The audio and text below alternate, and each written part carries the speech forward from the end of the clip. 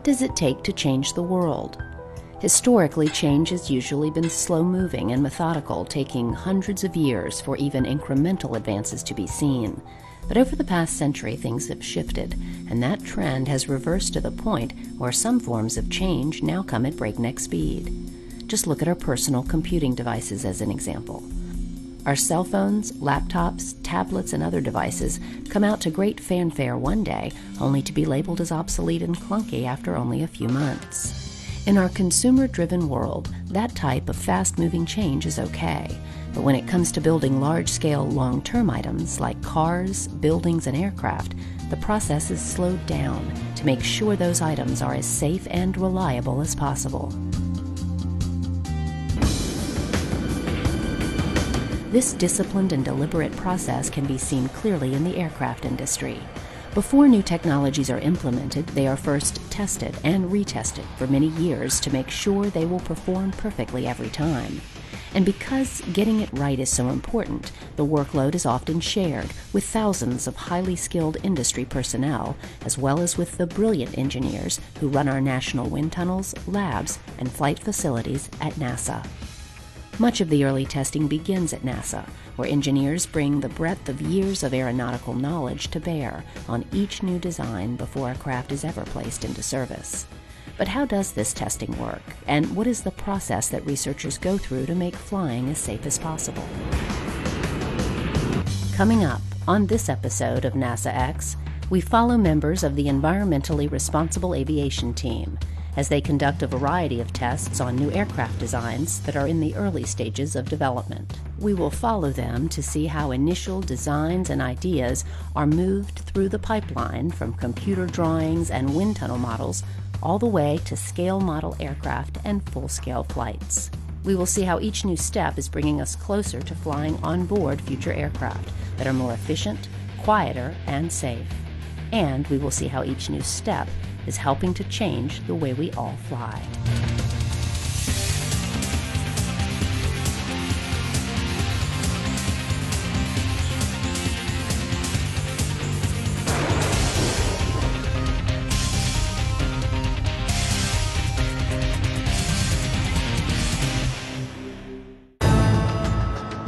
By now, most people are familiar with the story of the first flight the Wright brothers took at Kitty Hawk in 1903. That 12-second flight, captured in this famous picture, was the first stepping stone to modern air travel as we know it today. What is often forgotten is just how much time, planning, study, and trial and error was performed by the Wright brothers to get to that first flight. For at least 10 years prior, the brothers went over all known text and information they could find that related to the problem of flight. They tested their theories with small-scale designs and with large-scale glider models. But around the fall of 1901, the brothers realized that much of the data they'd been using from others was faulty, and the only way they could get accurate data was to get it themselves. Shortly after this realization, they built a very simple wind tunnel that they could use to test their different ideas for the ideal wing shape. By 1902, the brothers had accumulated more information on the design and behavior of wings than anyone else previously in the history of this field of study. With this knowledge, they had the information necessary to design and build the world's first successful heavier-than-air flying machine. After all this hard work, the Wright Flyer lifted off from the sands of Kitty Hawk on December 17, 1903, and changed the world forever.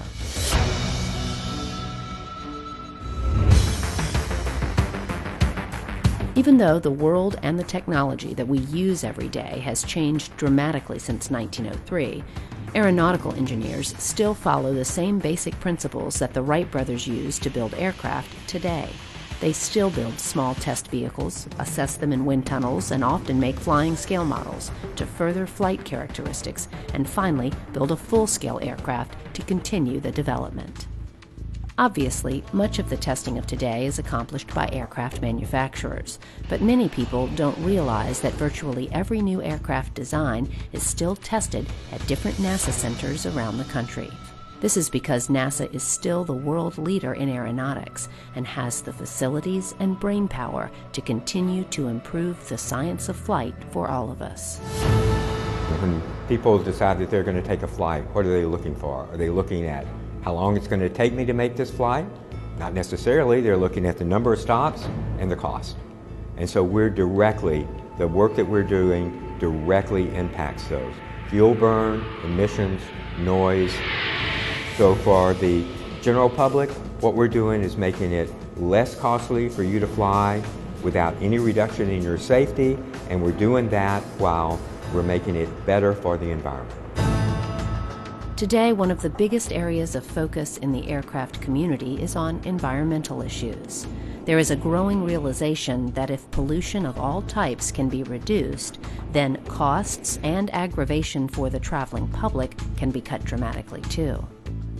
Environmentally responsible aviation project is making a significant and important contribution to aviation, because it primarily is working on reducing fuel consumption and also reducing environmental impact, negative impact to the world from the aviation, namely emission and noise.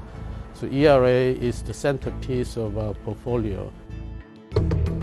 Here at NASA Langley in Hampton, Virginia, a small group of aeronautical researchers from the Environmentally Responsible Aviation Project are at the cutting edge of this research, attempting to take the next steps to make aircraft more efficient and less noisy. Their goal: to simultaneously reduce aircraft drag by 8%, weight by 10%, fuel consumption by 15%, emissions by 75%, and reduce overall aircraft noise by nearly 90%, all by the year 2025. These lofty goals are definitely attainable, but a lot of work and testing needs to be completed now to get us there. In today's world, testing new designs always begins on a computer screen. Complex computational fluid dynamics often helps researchers get a head start in understanding flight characteristics of new designs. But even with the most sophisticated computer renderings, at some point, actual hardware must be tested in wind tunnels. So after the computer models are run, engineers send exacting specifications to NASA's model makers, who build these small-scale aircraft for testing in wind tunnels. These models are used to help validate and answer numerous questions about new and existing aircraft designs, including how to help mitigate noise pollution, reduce fuel burn, improve flight characteristics, and so much more. Of course, the art of creating aircraft models is decades old, but one of the newest and most exciting technologies being used to predict and improve aircraft characteristics is located here in the 14 by 22 wind tunnel at NASA Langley. This new technology is a very sophisticated acoustic array that is helping to reshape our understanding of aircraft noise. Well, the array is composed of almost 100 microphones. And what it does, it phases the signal such that it's able to go to a different location and and amplify the signal such that we can pick particular spots and be able to determine exactly where the noise is coming from by focusing on different locations. It's kind of taking a snapshot so that you'll be able to see it in a 3D. And you'll be able to, normally you would only measure a single microphone result, but now we can actually pinpoint it. We've done acoustic testing in this facility primarily for helicopter work, but never to this magnitude as far as the array, the towers that we have. But this is the most extensive in this big facility. This new array is rapidly changing how aeronautical research is done. To better understand why this array is so valuable, we have to first look back at the aircraft from the 60s and 70s. During those days, the biggest cause of aircraft noise was the engines themselves. But over the past few decades, huge strides have been made to lessen the noise level of engines. So now the non-propulsive elements like the slats, flaps, and landing gear are on par with the engine noise. This array in the wind tunnel, in conjunction with the computational fluid dynamic models, has helped researchers predict how striking the change will be in the coming years, as seen in this simulation.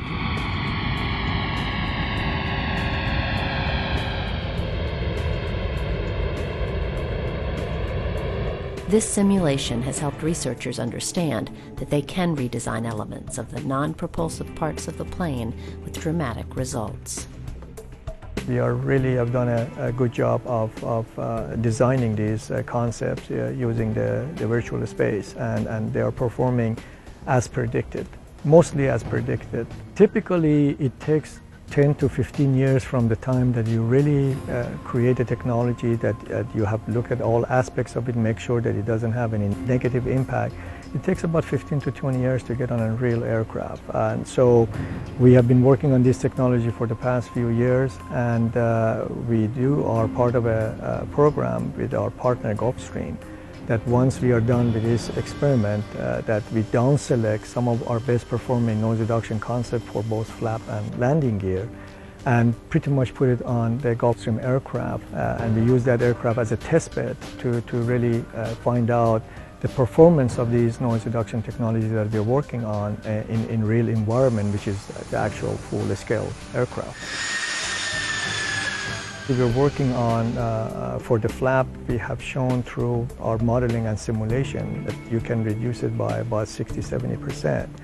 And for the landing gear, we have shown that maybe 50 to 60%. And so what we are trying to do here is through computational simulation that is really hold, and the technology that really produced that amount of noise reduction.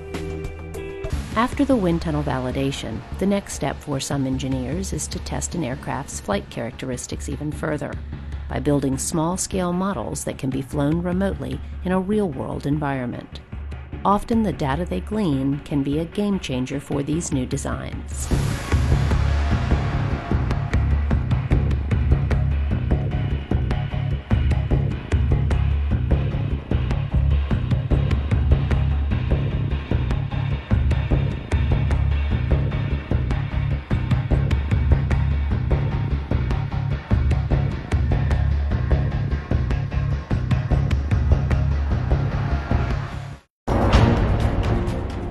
In California's high desert sits one of the most storied flight facilities in the world. Here on NASA Dryden's dry lake bed, many of the world's flight records have been broken time and time again. One of the latest flight records to fall came at the hands of the engineers who fly this aircraft, the X-48C. This unique hybrid wing body design is a departure from current aircraft designs, but has shown great promise in reducing both noise and emissions. For over 6 years, different versions of the X-48 flew more than 120 flights, far surpassing the record for most flights by unmanned X-planes. The X-48C began its life as a wind tunnel model.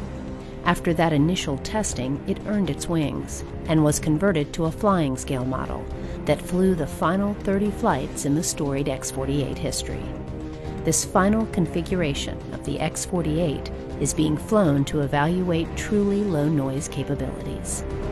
So we've done wind tunnel testing, right? We did wind tunnel testing with both the B configuration and the C configuration. And the next step beyond wind tunnel testing is to take a smaller scale, this is an 8.5% scale vehicle, into flight test and make sure that everything that you've predicted through the wind tunnel is confirmed or validated in flight. So the X-48B flew 92 flights. We've now converted into the X-48C, which is our low noise configuration. And it's called the low noise configuration because we have gone from 3 engines to 2 engines. We've extended the aft deck of the aircraft, and that's meant to shield the noise in the downward direction. You'll also notice that on the B aircraft we had winglets that we've now moved inboard to vertical tails, and they shield the noise in the outward direction.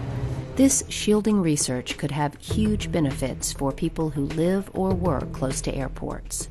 If successful, airport noise from aircraft could be reduced to levels that previously would have been unthinkable. In the near future, people who live near airports may not be able to hear any aircraft at all unless they are on a flight themselves. Today's flight test is scheduled to test some new maneuvers to help validate the wind tunnel data. And because the researchers are pushing the envelope of flight with this scale model, no humans are put in danger during the test.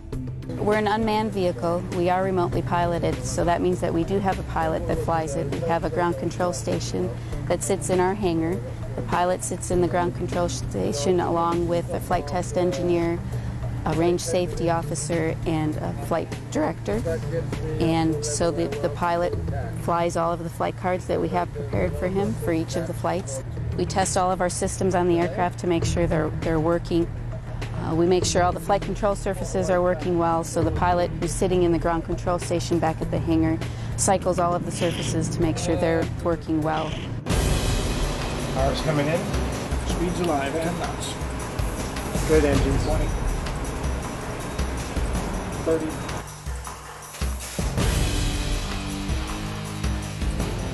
Tower, Skyray 48 is airborne, Lakehead 23 right, turn right into the area with chase. It's about a 30-minute flight that we have on the C configuration. And so because it is piloted, we also have to use the same crew rest rules that a normal flight would use. When the pilot is flying the aircraft, he gets his situational awareness from a camera that's in the nose of the aircraft. So while it looks like there's simulated windows on the nose of the aircraft, there's actually a window that houses a camera that's displayed within the ground control station for the pilot to gain his situational awareness. So he's not just flying by instruments, he's got an out-the-cockpit view of the flight. The team prepares for the flight, going through the checklist and making sure that everything is a go. Once all the checks are complete, the X-48C is off for one of its last missions. After landing, and with the conclusion of another successful flight, the chase plane performs its traditional barrel roll to show that this flight went perfectly.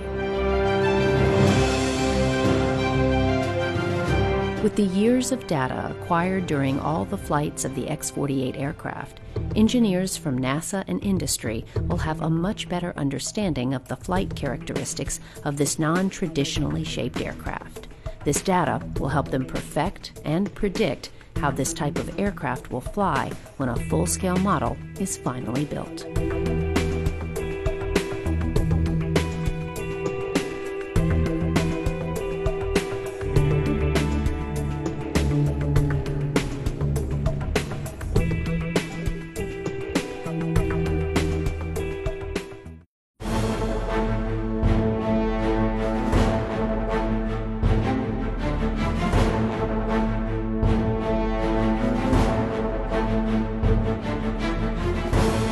As we have shown, NASA uses a building block approach to test concepts for next-generation aircraft.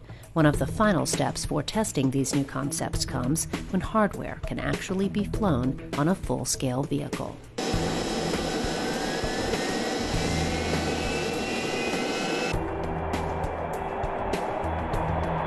In this hangar at NASA Dryden, the environmentally responsible aviation project is taking another step to making flying less noisy and more efficient. For this experiment, the ERA team is repurposing this Gulfstream aircraft to test a revolutionary new concept for flaps, moving from just computer and scale models all the way up to a full-scale model aircraft. The reason we need a full-scale aircraft is because of the TRL level, the technology readiness level has to go from a 5 to a 6. In order to do that, you have to have a relevant flight environment. A relevant flight environment means you have to have a full-scale aircraft. With this new craft, the team will soon be changing the existing flaps and moving on to this new technology that has the potential to be a game changer for future aircraft. The reason we have this airplane is to basically do an experiment with an adaptive trailing edge technology. It's a morphing technology for the trailing edge of a wing. So we have the back end of the wing here, and on it is the existing technology that has a rigid structure, this like a flap here, and what it does is during takeoff and landing, the structure comes out and just bends like a board, and you see a separation here that occurs. And what this aircraft is going to do for us now is we're going to develop a technology in flight, demonstrate it, and have this so that it's just, instead of coming out like a board and moving down, it's actually going to morph into a shape that's more uniform and connected. And that makes the aircraft flap much more efficient and less drag. The way we have the test plan now is we're going to have with the flap fastened, we're going to have probably 1 or 2 flights or 3 flights a week over a period of months. What we're going to do is move the flap to a certain position, and then we're going to fly it for a period of time. We're going to map it and take lots of measurements, and then we're going to move the flap a little bit more and then fly it again. So it's actually going to be ground actuated. We'll do this until we capture the full flight envelope. The material they will be using was designed by a firm called Flexsys. This system uses a highly reliable, elastic, deformable structure to morph from one position to another. This is the world's first functional seamless hinge-free wing, whose edges morph on demand to adapt to different flight conditions. The most far-reaching impact of this technology is fuel savings. Studies here at NASA Dryden have shown that even a 1% reduction in drag for the U.S. fleet of wide-body transport aircraft could result in savings of approximately $140 million per year. The Flexsys system has shown even greater potential that could result in hundreds of millions of dollars saved per year. Another huge benefit of this concept is the promise for reducing aircraft noise and weight dramatically. But more testing needs to be done, so the next steps for the NASA researchers is to fly the Flexsys system on the Gulf Stream. The entire aircraft has been stripped down and is now a flying test bed. Generally on these types of research flights, there will be a small crew, 2 pilots up front and several engineers to sit in the back to monitor the data. That same data is also beamed down to the engineers on the ground to validate the wind tunnel and computer models. After all is said and done, this new technology has the potential to be a real game changer in the aeronautics community. Yeah, this is very exciting technology here because of all the impacts that it has on flight throughout the country and even the world. I mean, the amount of savings this is going to have for fuel is very significant, and not just for the economy, but for the environment. So it's very important that this technology get developed and see to fruition. As we have seen, there are many ways to test aircraft, from state-of-the-art computer visualization all the way to the well-worn tools from the past. But no matter how it is done, it's comforting to know that every day the engineers of the Environmentally Responsible Aviation Project are continuing to make strides to improve flight for air passengers of today and for generations of future flyers as well.